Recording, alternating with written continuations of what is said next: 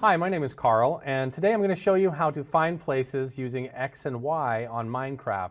It's good to know how to do this because if you go exploring on your map, you want to be able to find your way back to your house or your castle or your save point without having to die or respawn in order to get there in case you get lost.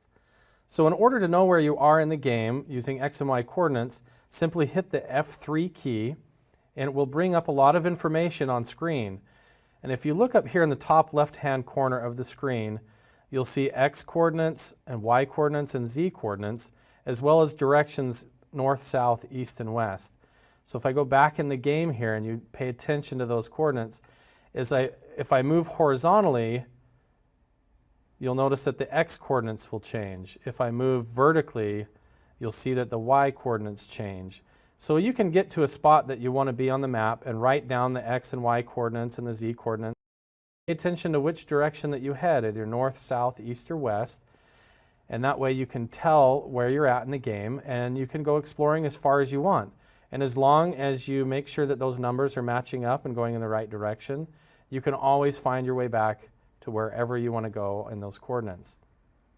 My name is Carl, and today I showed you how to find places using X and Y on Minecraft. I hope that helps your gameplay.